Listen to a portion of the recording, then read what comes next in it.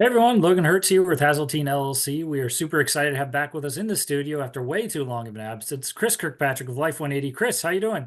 Well, what's up? How's it going? I'm excited. It's been a long time, man. As we've been trying to do this and schedules have But been your not. your nap time just keeps interfering with, Yeah, with the exactly. recording My cat time. naps throughout the day. That's That's what. important. That's important. So, Chris and I wanted to go through a study that MassMutual did looking at actual performances of whole life policies, which I thought was very interesting. So Mm, oftentimes you'll see when people look at investments, which again, whole life insurance, not an investment, just so we're clear, but they'll look at like, how has the S&P 500 performed over the past 30 years? And then we're just going to make this ridiculous assumption that because the S&P 500 did that over the last 30 years, or actually averaged that over the last 30 years, didn't actually do that. We're just going right. to assume we're going to get that from now till the end of time, right? Because For we all sure. know the next 30 years will be exactly like the last 30 years, right, Chris? Totally. Yep. Yeah. I mean, like the bottom line is like people when they compare whole life insurance to any other investments, when they compare whole life insurance to IUL, when they compare whole life insurance to pretty much any other asset, they don't look at the power that the policy will give you when it comes to the control it gives you over the results, when it comes to the results that it actually gives you. We talk, everybody's focused on this, and we're going to focus on it a little bit for this video, but I'm sure we'll deviate a little bit because that's just what we do. But everybody focuses on the rate of return.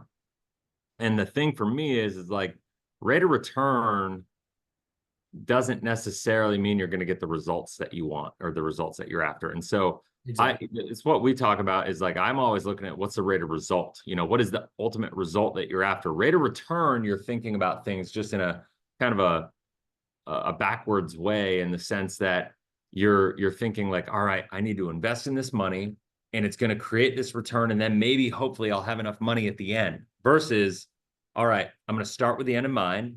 And I'm going to think about what is the And the desired end is not a outcome. number. That's important. No, The the end end isn't is enough. not a number. Right, exactly. It's a lifestyle, it's a result, it's an impact, it's a freedom. It's, how do we want to show up in life? How do we want to be remembered? What do we want to create intergenerationally? What do we want to create while we're alive? And what do we want that journey and experience to be like?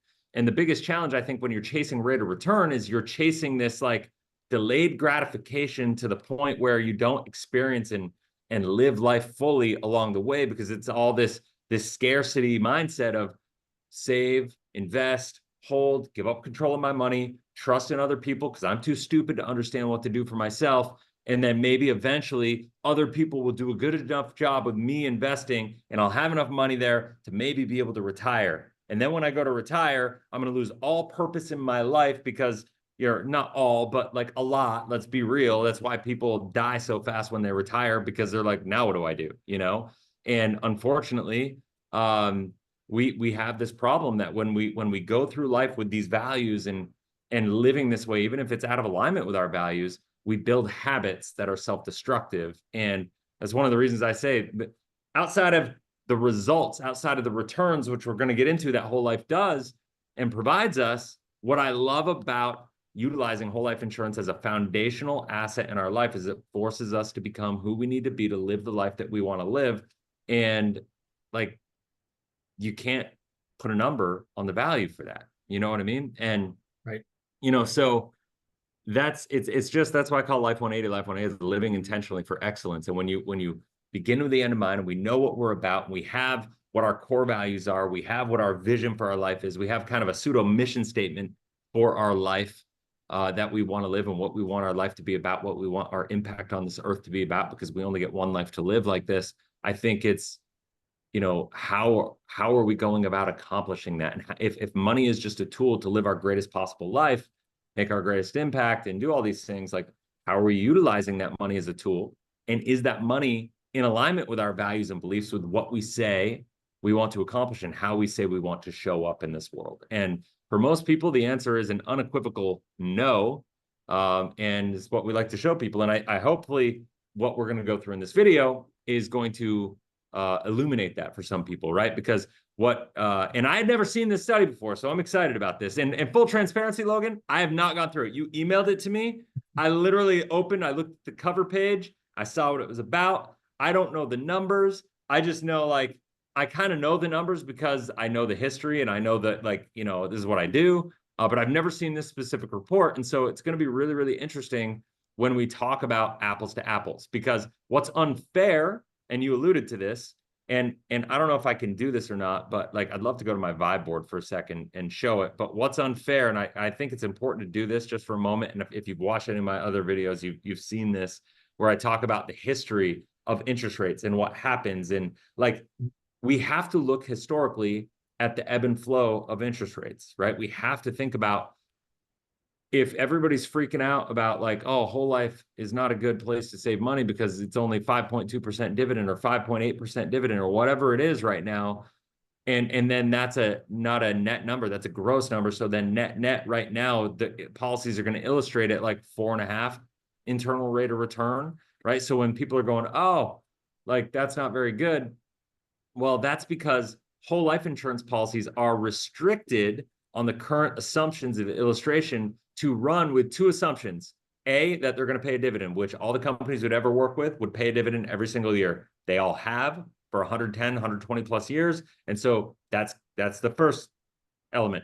And the other element is they have to illustrate at the current dividend, which in today's moment in time is the lowest it's been in almost 90 years. And so when we look at that and we go, okay, when we illustrate at 4.5% at the lowest in 90 years, and they're still getting 4.5% at the worst case scenario that we've had in 90 years, I feel pretty good about that. And the cool part is that when you compare it to IUL, a lot of people will say, well, IUL runs at 6% because historically speaking, this is how it 5 to averages out. 7% net of fees. Yeah, exactly. So whether it does or doesn't, we'll see. You know, I'll read my new book coming out, IUL Exposed, and you'll see that, you know, it does. It's not going to work out that way on an IUL chassis. But on top of that, if we apply the same logic and the same rules and the same ecosystem of how we're measuring success or how we're measuring expectations from a long-term perspective, then you look historically at whole life insurance and you see what it's done. And that's why you sent this study from, I think it was MassMutual. From MassMutual, 1990 to 2016.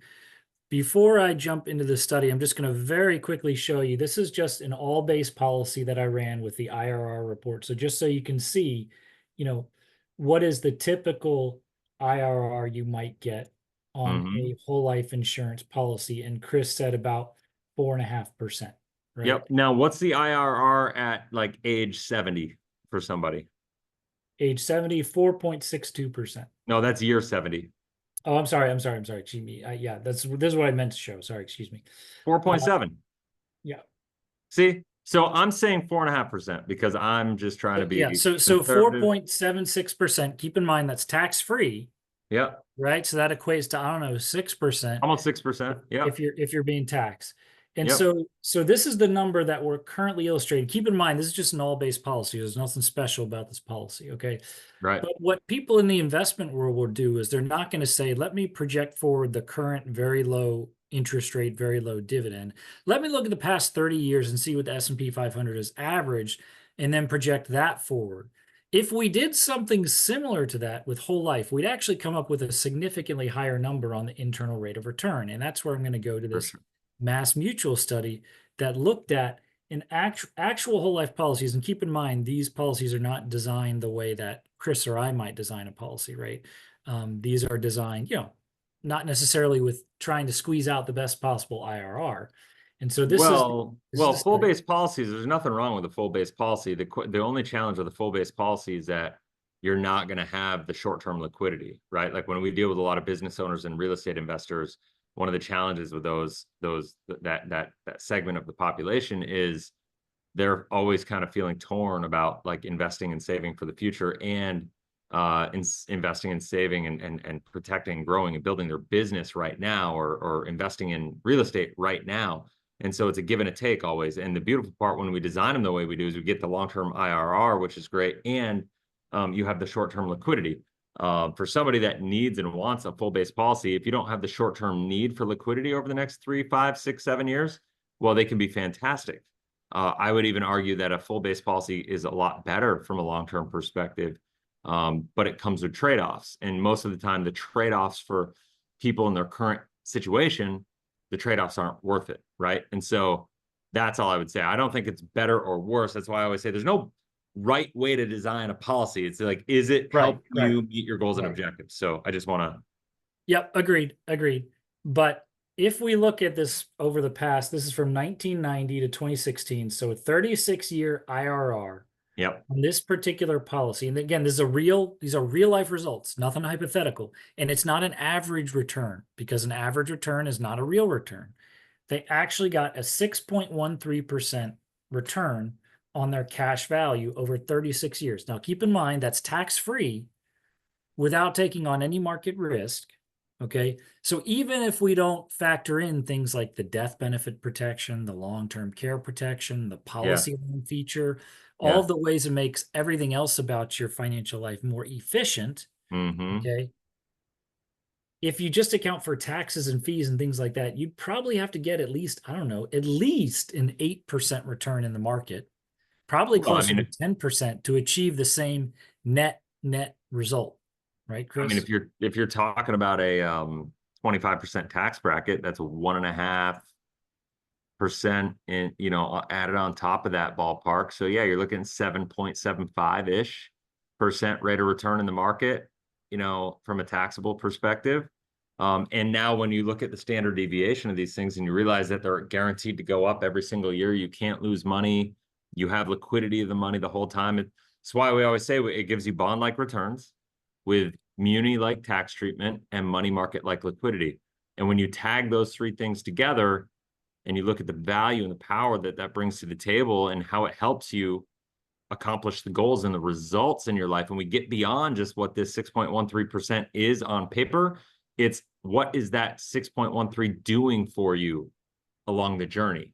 That's the question, Right. Right. But I think also the point that we're making is that the current whole life policy illustrations are extremely conservative, and that's a good thing. I'm glad for that. Yeah. But sometimes it means I think we lose because other competing products, which I don't view them as competition, but that's the way Mm-hmm. some people view them, are allowed to make more aggressive assumptions, right? Are Because you saying nobody knows IUL what is not competition with whole life? Is that what you're saying? that's what I'm saying. But Oh, the S&P 500, I'm thinking more like mutual funds, retirement accounts. I'm thinking what your got it. standard person's doing. They've never heard of an IUL, and Right. it's like, okay, nobody knows what the S&P 500 is going to do tomorrow, let alone 30 years from now. Will For that sure. metric even exist 30 years from now?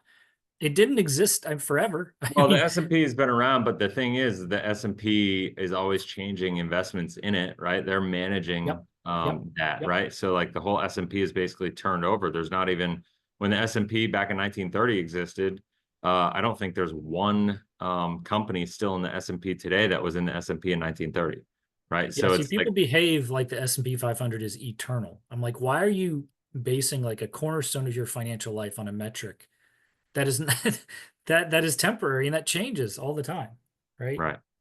So here we go. This is kind of interesting too. This shows you the dividend interest rate history. Okay. To your point, Chris, about historical dividend interest rates. Okay. Mm-hmm. And this goes all the way back to 1978. You can go back further, right? For These sure. companies that we work with, MassMutual's been around, over 100 years, pay dividends every single year straight for over 100 years. Yeah. Okay. And you can see, look at this in the 1980s. People say you can't get double-digit rates of return in a whole life. Well, wait a minute. They were paying a 12.2% dividend for a few years. It wasn't like 1 year, it was like almost a full decade, Can I right? can I make a point to this too? So Yeah. if you go back in history of universal life insurance, universal life was created in 1981. And what happened is E.F. Hutton created um, universal life because they saw these interest rates going up and they saw that they could show them illustrating way higher because they did use what's called new blocks of money, and they were able to not have to hold themselves accountable to the rules and regulations of illustrations with whole life insurance back then. So they sold everybody on UL being a newer, more enhanced version of whole life because you had all this growth potential. Very similarly to how IUL people are doing, which IUL, by the way, is the same. It's a universal life product with an option strategy attached to it, where instead of just taking the gains that the insurance company would give you in form of dividends, like in 1985, when it's 12.2% for a dividend, rather than capturing and locking that gain in because the insurance company was able to provide that dividend to you, you would effectively in an IUL or a UL go, well, not a UL, back then they would credit it. But in an IUL, you're basically saying, all right, if we had that gain, we would take that and we would speculate in options and we would go and buy options with it and see what happens, right? So you're basically taking the power that the life insurance company has in their gift and their ability to create the best return possible with the least amount of risk possible. You're taking that specialty away from them and you're having them speculate with it. Now, that said, when we look at this, I also want to call out the elephant in the room. Okay. Now, if I sold you a policy, let's go back to what I said before. How are illustrations sold on a whole life policy? Based on the current assumption for the dividend and based on the fact that the company's going to pay a dividend every single year. Fair enough? So when we look at that, right now, the beautiful part is we're in an environment that we haven't been in 50 years, okay? And what do I mean by that? I mean, we're at the lowest dividend rate we can be, so we basically have almost nowhere to go but up. And if it goes down, it's not going to go down much more, right? So the downside risk of the growth of the cash value in the policy, it's not going to be much worse than what's projected, kind of worst case scenario, okay? However, if I sold you policy, Logan, and I just sold you in 1985, and I ran a current illustration assumption of 12.2%, and we assumed the dividend was going to be 12.2% every year, this is one of the reasons that Dave Ramsey and A.L. Williams back in the day hated whole life so much. And they had a reason to hate whole life, not because whole life didn't do what it said it was going to do, but because you had a lot of whole life agents misrepresenting it very much in the same way that I can't stand the way IUL agents misrepresent what IUL is. You know what I mean? And if you don't understand how dividend rates can go up and down and how your policy goes up and down based on that movement as far as the potential growth, well, then if you bought a policy assuming 12.2%, and then at the end of the day, the rates come down by 2016 to 7.1%, which is a drastic shift. Now, it doesn't mean your policy performed poorly, but it's compared to what? Always with any investment, anything we're doing. And if you bought the 12.2 and your agent sold you on that vision and you got the 7.1 long-term and maybe your policy internal rate of return net of everything, your illustration showed you probably like a 9% or 10% net of everything. If you're getting that 12.2% on the illustration, well, then it's no wonder a lot of people love to hate whole life insurance. You know what I mean? Yeah. I always tell my clients the same thing. If you make your decision based on numbers, you're going to be disappointed. So Bingo. if you sell whole life properly and you understand why you're buying it, which the why could be different, which would drive a different design. Yeah. Because Chris and I could structure a policy to get the best possible IRR, but that's generally not what we're doing, right? We're not even having that discussion. But yeah, the point, obviously things will change, right? And so the illustration is meant to be an aid to sale. It's not meant to be the sale. It's meant to kind of show an idea of how it might perform and how you might utilize the policy. Okay. It's not meant to be gospel. But I would argue too, I think that the assumptions we're making in whole life are a lot safer because we know we cannot have a down year. There are guarantees, 100%. Right? Notice dividends went down, but I don't see any negative years, right? I mean, you're getting a positive return, right? Every single year. They paid them every year. Right? Every single year, you're getting a positive dividend. They've never, and even if they didn't pay a dividend, you would still get a return like they cover here. In this example, 4%, right? So even if no dividend was ever paid, which has never happened, your cash value would still go up. So you're not taking on market risk. So yeah. So I think that's important. And I wish I knew how to clear this, but I'm gonna have to just manually. Yeah, no, you're good.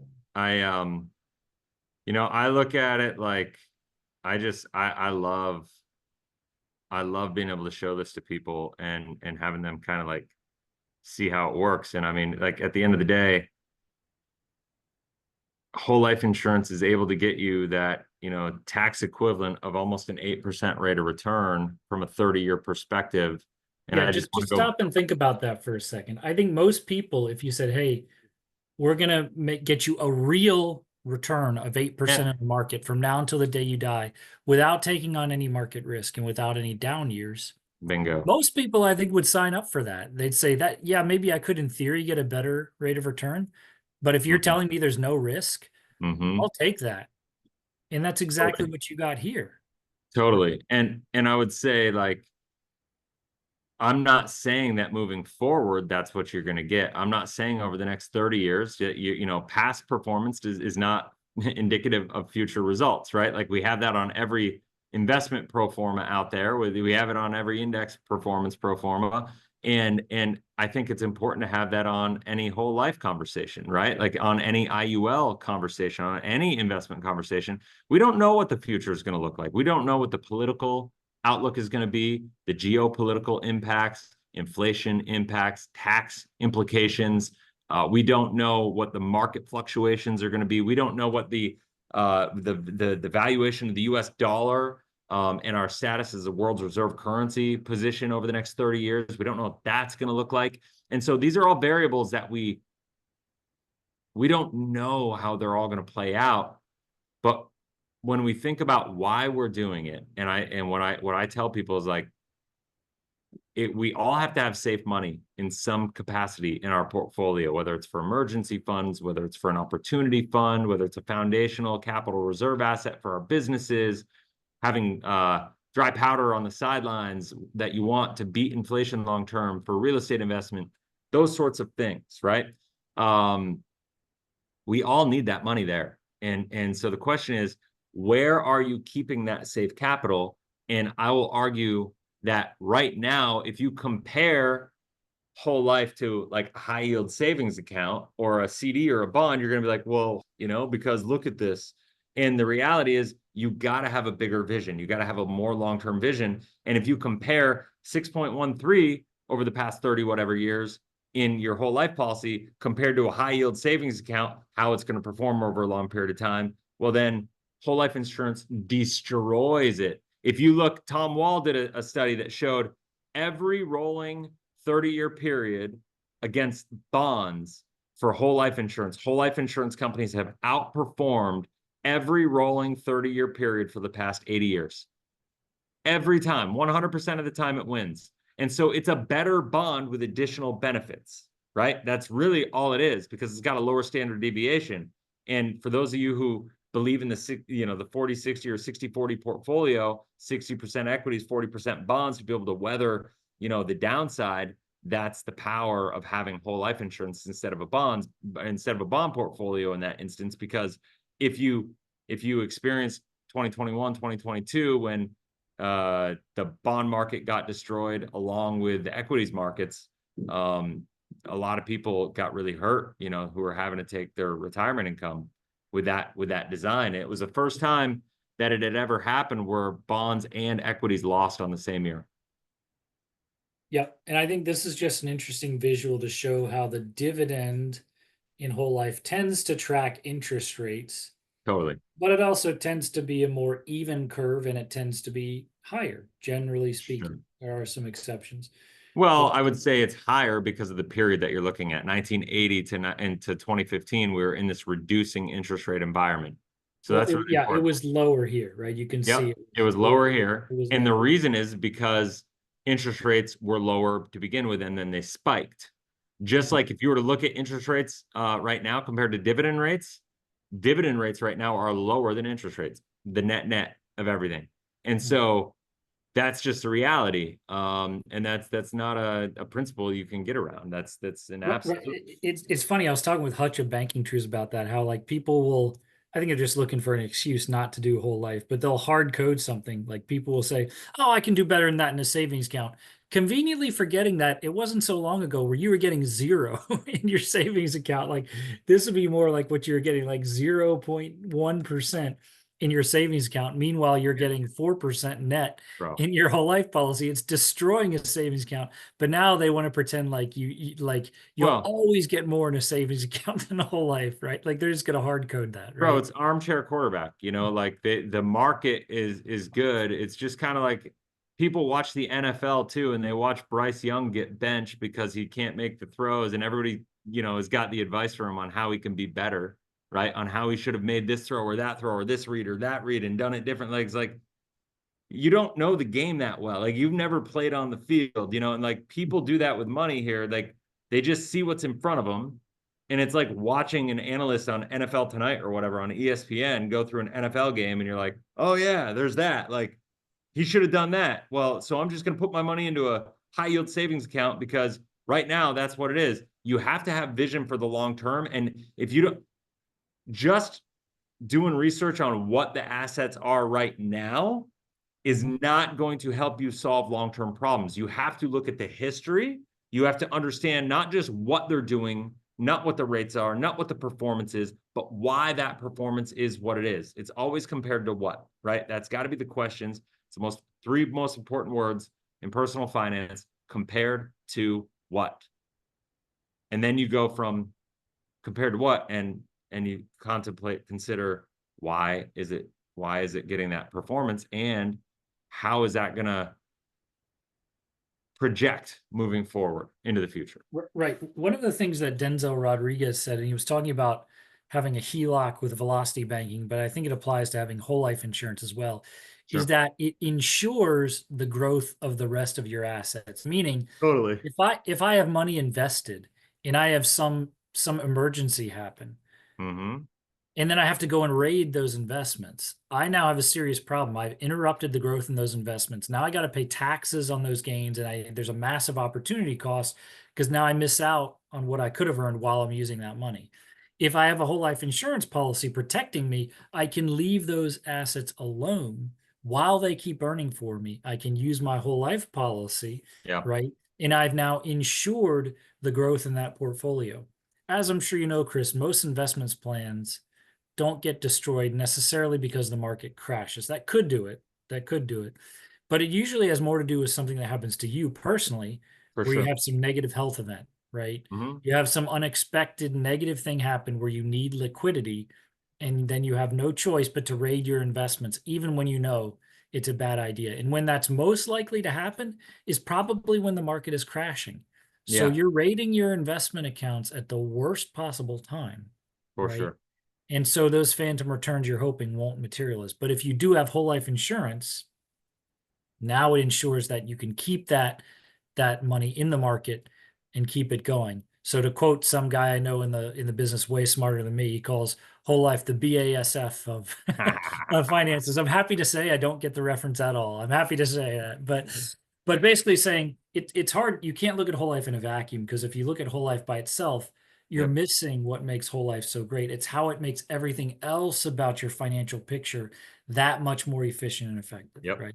That's what it's about, man. It's it's there are no good or bad assets. Are they good or bad for you? And are they good or bad as a blend together in accomplishing a result? That is the question. We have to be thinking less about returns and more about results. And in order to do that, you have to have such a deep education about the history and understanding why things are doing what they're doing, and then projecting forward on that. You know what I mean? And I think that's where everybody likes to give the benefit of the doubt to equities and to IULs and the performance of the markets, and be like, all right, the market environment right now is just not great for them. But like, if you look historically, they'll perform, right? That's what they do. That's what every investment manager will say. And then they'll look at a whole life illustration right now and be like, now look, see, whole life 4.5% right now is what it's illustrating out at. You shouldn't do that. It's garbage. Whereas if you look at the historical performance of whole life, and we just showed the facts: 6.13 net after everything, zero standard deviation. It cannot lose money. It cannot lose money, right? And you look that into from a tax perspective, tax equivalent of almost 8% internal rate of return. And by the way, this is important. The projected cash value in 2016 at the time this policy was sold was $518,000. That was what was projected. What did they actually end up with? 954,000. And that's what we're going to have a lot, I think, in this moment in time because of the dividend. Almost double what was illustrated. Yeah. So remember that when you look at a whole life policy illustration, right? Well, and it's interesting. And why would that be? Because when this was sold, it was 1980, right? Look, in 1981 was the first year. That's a year after it was sold. End of first year is the first year that you see there. And check it out. So a lot of people equate, and I think I would ask yourself, compared to what, right? What does our economic environment right now get compared to most often? Compared to what? 1978, 1979, 77 through 79 or 80, right? Like that is the time frame with kind of inflation that got out of control. They had to rein it in. They got it under control. Interest rates went up. There were some challenges in the economy with inflation. They reined it in. As they did, the economy restabilized, policy performance went up, and long-term policies outperformed what was projected, because at that moment in time, we were at a lower, even though we weren't as low as we are today, projection. And so I think this is just a picture, this image, this chart says a million words, because it just goes to show, like, I've been saying to people, and you got to be careful when you talk to clients, because I once again, I don't think we can't make any promises, and it's important to make the only promises we can make are the guarantees, right? Those are the only promises we can make, I should say. And outside of that, it's important for people to understand the moving parts and how these dividends are created, and understanding the moving parts. And if rates go up, the policy will perform better. If rates go down, it will perform worse, ultimately from a long-term perspective, because most of these general funds and the insurance companies that create these dividends are doing it based on utilizing AAA corporate rated bonds, mortgage-backed securities, treasury bonds, stuff of that nature. And those are what are going to create the returns. And so there's a direct correlation to the fixed market, the federal funds market and the treasury market, to what the returns are for dividends. And there's usually a lag. There's usually a trail on the dividends. When the rates go up, dividend rates typically trail. Like can you go back up to the rate? I just want to go through history a little bit. Go back up. Hold on. So one Okay. thing I want to touch on, they're Yeah. not showing the sort of year-over-year cash value growth, which I know is one of the things that you and I look at to see the cash flow efficiency, Yeah. right? Because we're looking at total return, we're not looking at it year over year. But I want to point out, your premium is $14,000, right?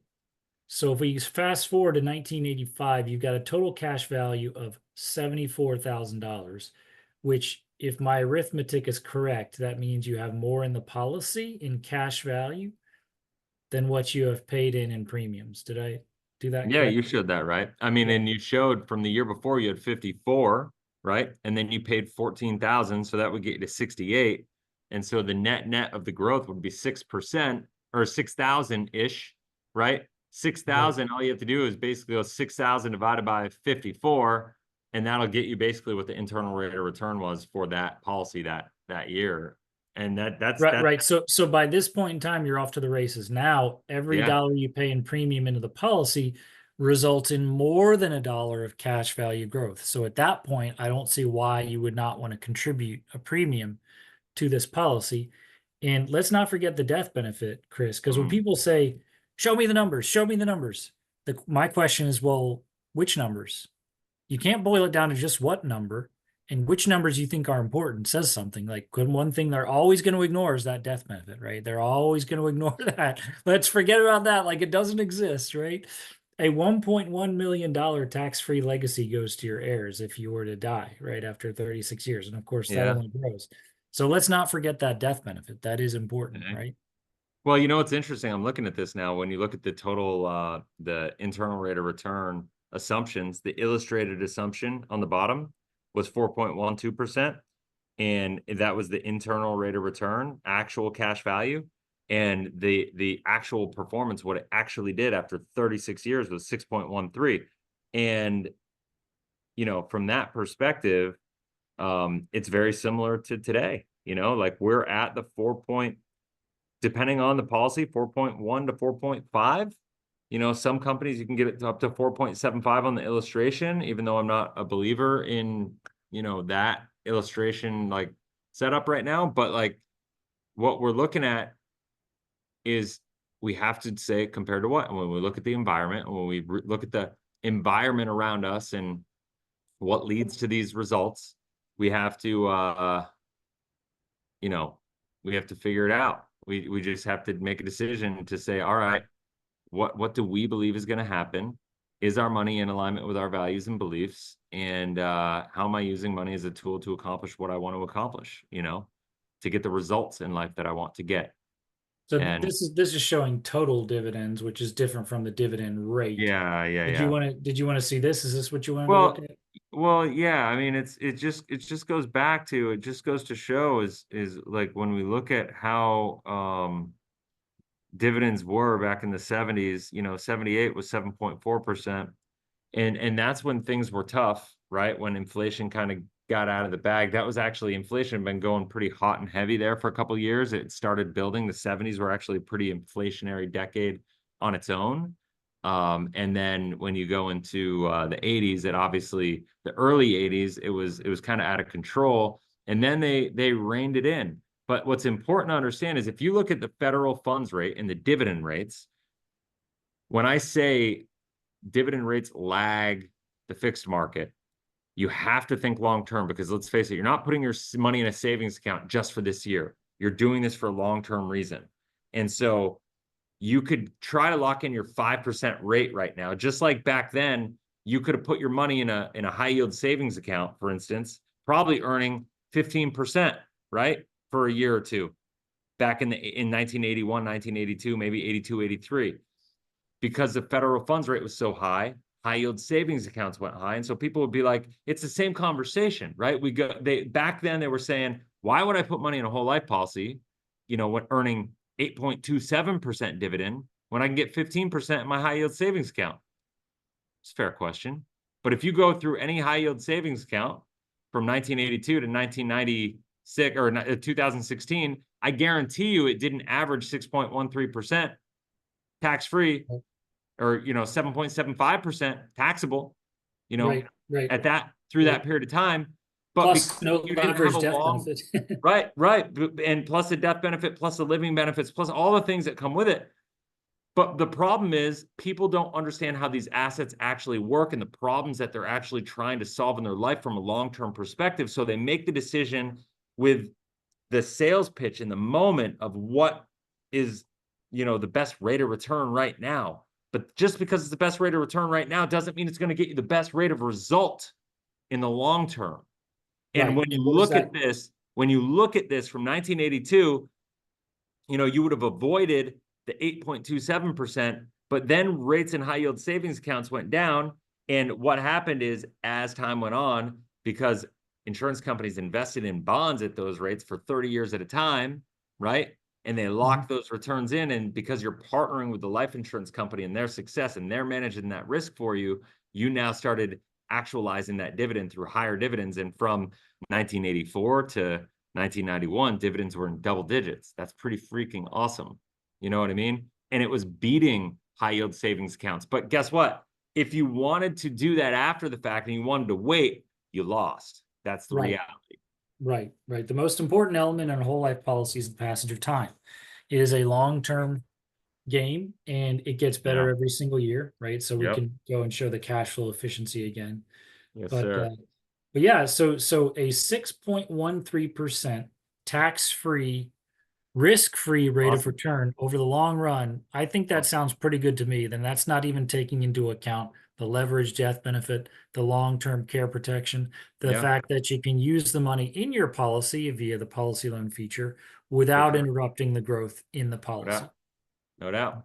It's I mean, it's the biggest no-brainer in the world, man. I look at it as like, to me, this is, if people knew this was how it worked, and you really took the time to educate yourself on it, this is the #1 biggest no-brainer decision in personal finance if you have free and clear cash flow. Now, if you have a lot of debt and you're in bad shape and your credit's banged up and you got to clean up your financial house first, well, then there's different conversations to be had around that. But if you have free and clear cash flow, this is the biggest no-brainer to redesign the financial structure of your life to actually accomplish the results that you're after. So, Yep. And if you're not in a yeah. position to do a whole life yet, then take out a convertible term policy for your Yep. full human life value. You fully insure your house. You fully insure your car. Don't you think you should fully insure your life? I And think the so. actuaries at the life insurance company are the experts at telling you what your human life value is. Don't try and figure it out yourself. Don't reinvent the wheel, right? If they tell you 3 million is the maximum death benefit they'll give you, then take out a $3 million convertible term policy. Don't take any less. They are underestimating your human life value because they're the ones on the hook to pay. So Yep. obviously they're going to underestimate it. So Remember, anyway, that was insurance companies that was manage some risk. pretty interesting stuff. Yeah, Chris. no, man, that's awesome. I mean, I'd never seen that study before. I've seen others So like it, but not that if one. we were allowed to do what the Wall Street types are allowed to do, we could illustrate much better numbers in our whole life policies, right? Oh, sure. Yeah, we could, but then we But we're wouldn't. not selling based on the numbers. That's not Yeah, what. exactly. That's the thing that's what makes selling whole life insurance challenging for some people is because it's not about the numbers on the illustration. It's about the vision. It's about the actual results and getting people to hold themselves accountable to becoming who they need to be and doing what they need to do to get to where they want to go. And that's one of the reasons that I love doing this business more than anything. It's why I feel that was called for. It's the seen versus the unseen. You see Right. the number on the page, but what people like Chris and I have to do and what makes our job difficult Yep. and challenging and exciting is getting people to see the unseen, Yeah, right? Trying to help them to see it, right? All the other for things sure. that don't show up there, right? Yep. That don't show Yep. up in the investment prospectus or in the numbers on a page, because that's just For part sure. of what we're doing. Yes, Once you sir. contextualize those numbers, then you understand even a 4% return on whole life is Totally. amazing, right? Once you Totally. really understand what that means, right? And how it's being used.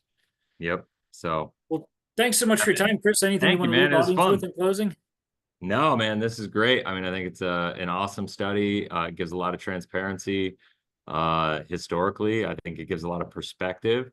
And I just hope it added value to some people and it really opens people's eyes because it's a big deal. So thanks for having me and look Look forward forward to to the the next next time. one, Chris. Can't wait for the next You one. too. All Thanks, right, man. bye-bye.